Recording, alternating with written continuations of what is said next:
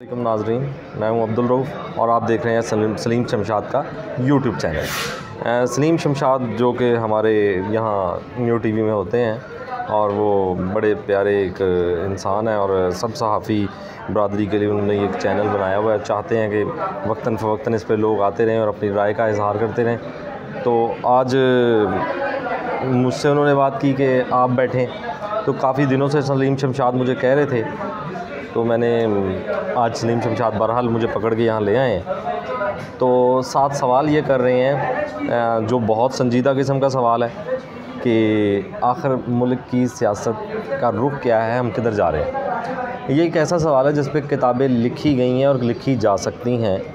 एक बहुत मुश्किल चैप्टर भी है राइट नाउ जो पाकिस्तान की सियासत है, जो इस वक्त तहरीक इंसाफ, पीपल्स पार्टी, मौलाना फजलुर रहमान, नवाज़ शरीफ और शहबाज शरीफ और इन लोगों के दरमियान उलझी हुई है।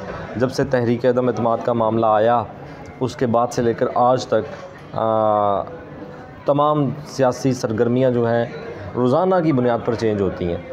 असल में मसला ये है सलीम साहब कि मुल्क की बका का सवाल है। पाकिस्तान को पिछले दिनों ये कहा जाता रहा कि पाकिस्तान बतौर रियासत डिफ़ॉल्ट कर सकता है, श्रीलंका जैसी सूरत हाल हो सकती है। सियासी रहनुमाओं की आपस में कोई मेल मिलाप नज़र नहीं आ रहा। जो एक सियासी रवादारी होती थी बावजूद कि आप एक दूसरे के मुखालिफ सियासतदान हैं और फिर भी बातचीत की जाती थी और कुछ अहम मौज़ूआत पर, सिक्योरिटी के मामलात पर और फ़ॉरेन पॉलिसी के मामला पर, काफ़ी मामलात पर जो है ना आपका पैचअप होता था और एक दूसरे से मिलते जुलते थे।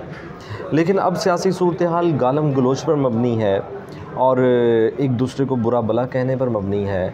और यहाँ तक कि जब ये इल्ज़ाम ज़्यादातर तो दिया जाता है पाकिस्तान तहरीक इंसाफ को कि पाकिस्तान तहरीक इंसाफ जब से बतौर सियासी जमात एक उन्होंने पॉपुलैरिटी हासिल की है, एक उन्होंने जो शोहरत हासिल की है, उसके बाद जो उनके चेयरमैन तहरीक इंसाफ हैं इमरान ख़ान, उन्होंने एक आम गली मोहल्ले की ज़ुबान को ना सियासी ज़ुबान में तब्दील कर दिया। जो गुफ्तगू गली मोहल्ले में बैठ के लोग किया करते थे, एक दूसरे को बुरा भला कहते थे, वो गुफ्तगू उन्होंने पार्लियामेंट में पहुँचा दी, वो गुफ्तगू उन्होंने सियासतदानों के मुँह में डाल दी।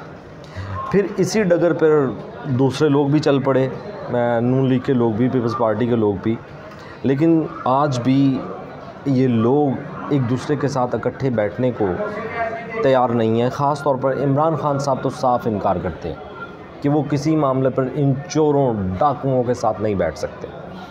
मैं ये समझता हूँ जब आप किसी मिसाल के तौर पर अगर किसी ने, मेरे दोस्त ने पंचायत वगैरह अटेंड की होती है या देखी हो, तो बड़े बूढ़े जो है ना, जहाँ लोग बातें शुरू कर देते हैं कि भाई तुमने ये किया, तुमने वो किया, मैं तुम्हें नहीं छोड़ूंगा, तो अक्सर बुज़ुर्ग खड़े होकर ये कहते हैं कि बेटा जी या जो भी है कि आप रुक जाएं, मामलात को हमने आगे बढ़ाना है। तो अगर मामलात को आगे बढ़ाना है तो फिर ये पुरानी बातें ना करें। मामला ये है कि किसने लूटा, किसने किया, किसने क्या किया। देखिए मैं आपको एक बड़ी सिंपल सी बात बताता हूँ। अजीब बात है कि जब आप तहरीक इंसाफ से उनकी किसी गलती की बात करते हैं तो वो कहते हैं नून लीग और पीपल्स पार्टी, नून लीग और पीपल्स पार्टी।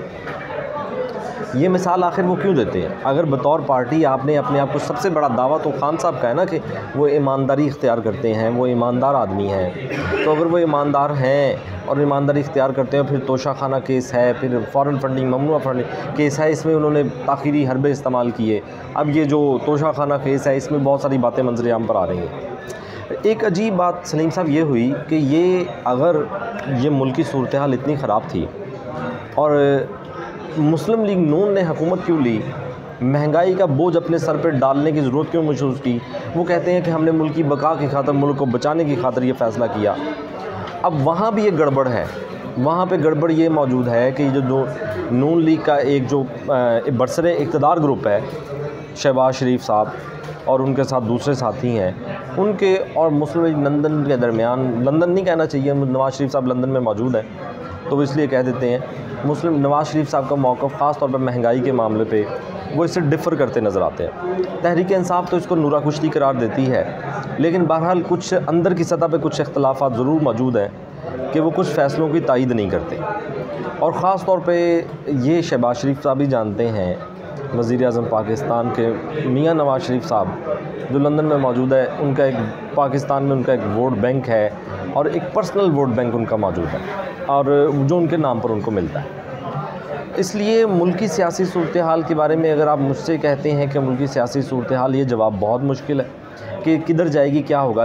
इसका मुनासिब तरीन जवाब यह है कि जब तक अपने मुफादात को पसे पुश डालकर ये लोग कुछ चंद मामलात पर इकट्ठे नहीं होंगे तो ये इस तरह सियासी सूरत हाल बुरी ही रहेगी, ख़राब ही रहेगी।